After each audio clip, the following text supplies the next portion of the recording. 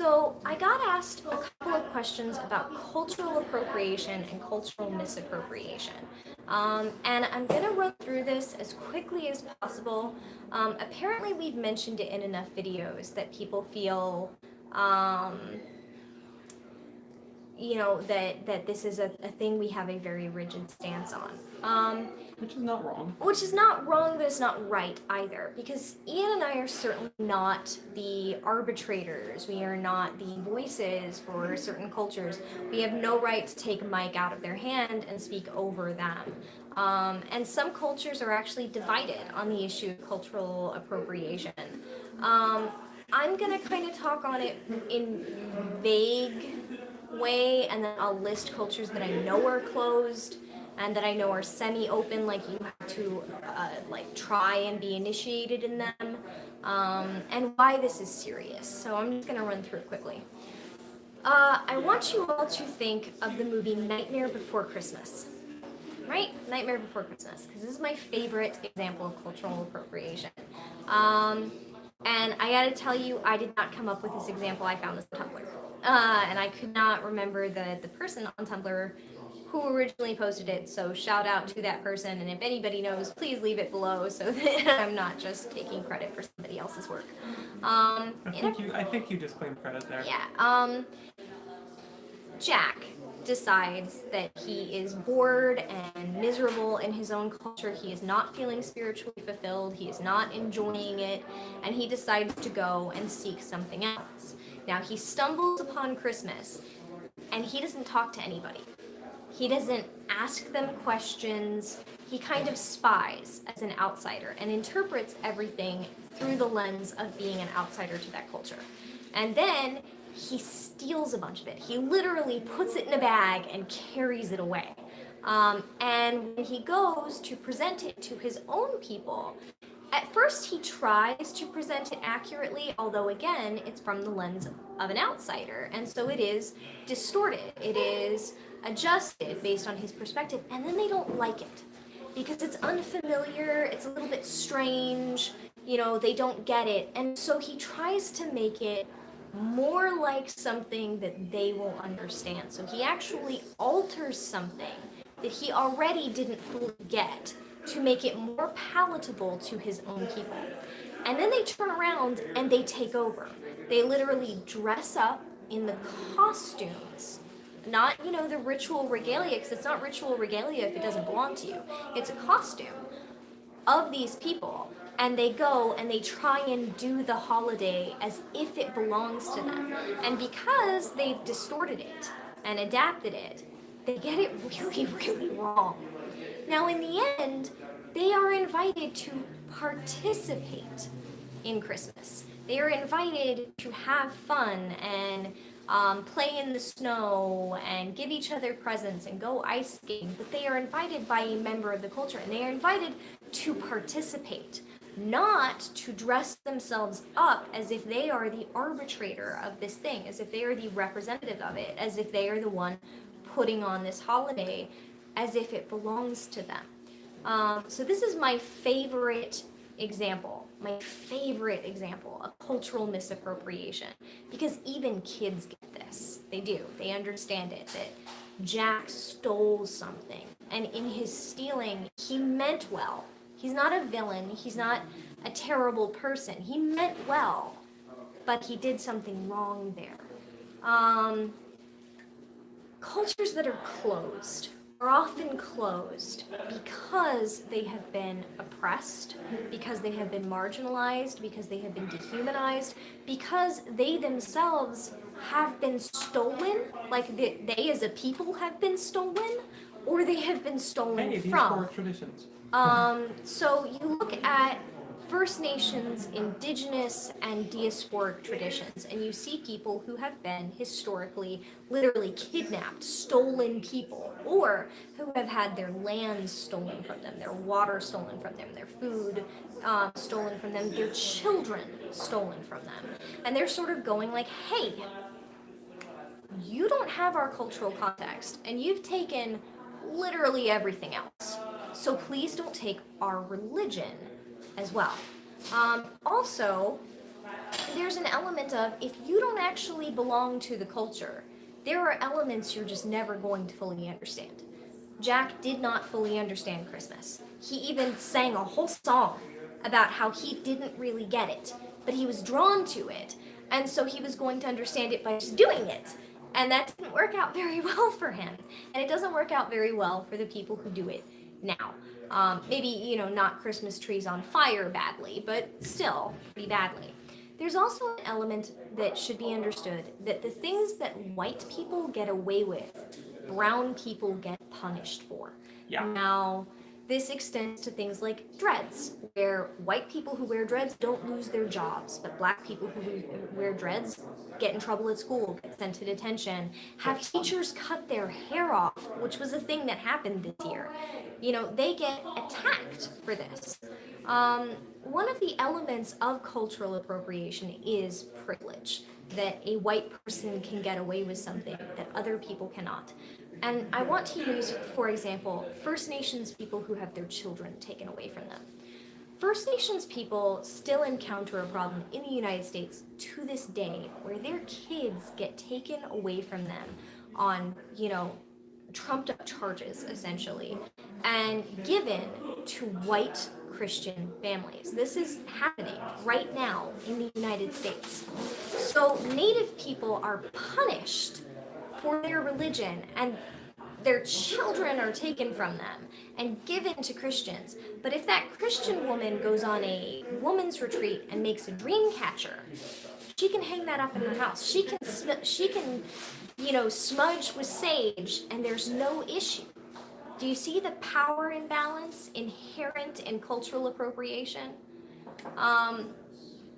There's actually a court case going on right now challenging Native American adoption laws. Because someone finally got a court case through pointing out that the way that people get adopted away from their First Nations families is super racist. We'll see what happens with that. Yeah, I know that the case that brought it to people's attention was when a military father was gone, and he was Native, and his child was taken away from his wife on trumped-up charges against her, and because he was military, the military helped him, proceed forward with a case against this. And that's what kind of brought it to national attention. But it's an ongoing problem, and it's been happening for so very long. And here's the thing, I can see some of the comments regarding dreads. Dreads are an interesting issue because you're not wrong that many cultures all the world over, from the Celts to the Hindu to the Damari, have worn dreads. If your hair can dread without rotting, cool, it can dread without rotting. That's not the issue. The issue is that white people don't get punished for wearing them. I'm not going to claim that they are a black person invention. I'm going to say that there's a power imbalance. Now, if you're a white person, you want to wear dreads, I'm not going to tell you not to. I am going to say speak up for other people who wear them too. And that a lot of the lashback against it is, actually no, dreads are not from when you don't brush your hair. And in fact, hair that dreads naturally can be washed, can be, taken care of. Let's talk about, that's my tea, by the way. You can have some if you want. I thought it was in the M cup. I haven't gotten around to doing that yet because there's a difference between dreads and mats. So let's talk for just a second about what a lock of hair actually is. Hair has curvature. Everyone's hair has a rate at which it curves and spirals. And when you get a sufficiently high rate of curvature spiraling, then it locks into a, lock. Think Goldilocks. Think Goldilocks. Think Orthodox Jewish earlocks have very particular twists that they tend to have. That's a lock. That's a lock. Dreadlocks are a lock pattern where the curvature is so tight that it looks like it's one solid long thing rather than an obvious spiral. And the reason why white people think that dreaded hair stinks or can't get washed or is just tangles or just knots is actually because they've seen so many people whose hair does not lock naturally force it to lock using unnatural methods, including not washing it and applying glue and oil. Locks can be washed. Natural dreadlocks can be washed. They can be washed, they can be styled, they are clean. And in fact, in order to keep it in a healthy lock pattern, you have to wash it.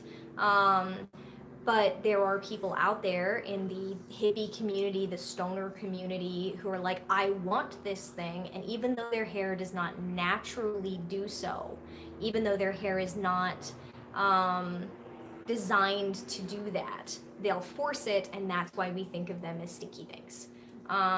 So there was a thing in the chat. My ancestors were Scottish, and I read a thing on fairy knots, which sounded like dreads. I had asked a hairdresser about them, and she got super offended because there's a big debate right now on whether the Scots and Celts dreaded their hair or plaited their hair. And as someone who has done a great deal of cultural anthropology, I gotta tell you that there is no clear answer regarding the Scots and the Celts at this time. There is a clear answer that there was a Scottish Romani woman who lived in Victorian era London who absolutely did lock her hair and call them fairy locks.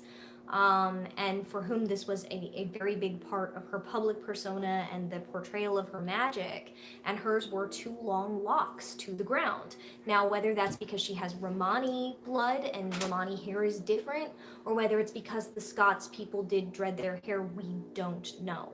I will say that the Norse did not dread their hair. That is, we know for a fact that they oiled, braided, decorated their hair, and that they actually carried little combs around with them, and that plaiting their hair in elaborate plaits and putting decorations into it was really like, it was a language. It told people things. So when people are like, well, the Vikings wore dreads, no, they didn't. If they're like, well, the Celts and the Scots did, we actually don't know. There is a theory that the woad-wearing Celts did have dreads. And like I said, I'm not going to say that you have to be black to wear them. I am going to say that if your hair doesn't do it naturally, please don't put glue in your hair. And please, if you can't wash them, then don't, because it'll gross lice. Like, I knew a guy in high school who was actually, his family were Quakers, and he really wanted dreads, and he ended up having them cut off, and they were green on the inside when they got cut off. Oh, mold, gross. And like his hair didn't do it naturally. This is why people think that dreads are gross. It's because people dread hair that does not naturally dread.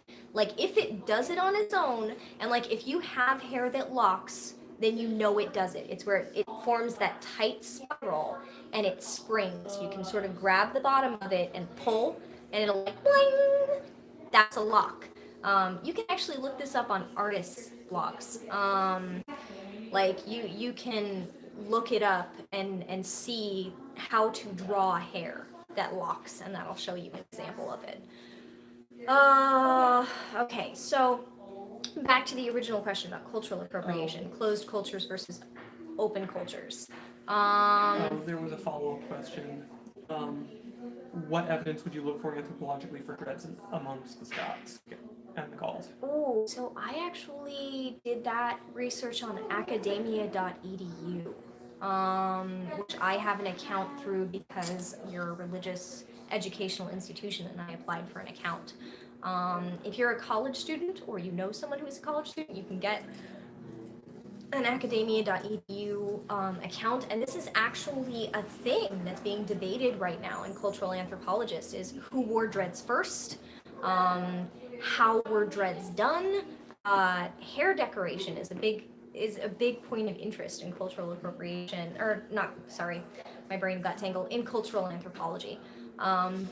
now my brain is ranting about how I got treated so badly because I was a cultural anthropologist instead of a historian. Anyway, there's some academic power tiers, apparently, that I stumbled on.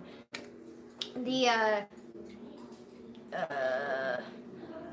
I mean, don't get me wrong, I have done the mohawk with Elmer's glue, but I have not tried to dread my hair with Elmer's glue, which then I could not wash out, because it would be on the inside of the lock. Anyway, moving right along. Anthropological evidence for dreads in Scots. I looked at academia.edu and basically didn't find any. Then moving back into the issue of cultural appropriation. There are certain cultures that have said they are open. They have said they're open. Shintoism, for example, Buddhism, for example, and that I have had people be like, well, that's cultural appropriation. It's like, no. They have publicly said that anyone can convert. Now, I do always have the question, why would you want to practice something that you would never fully understand the context of? So it's not a question I have an answer to.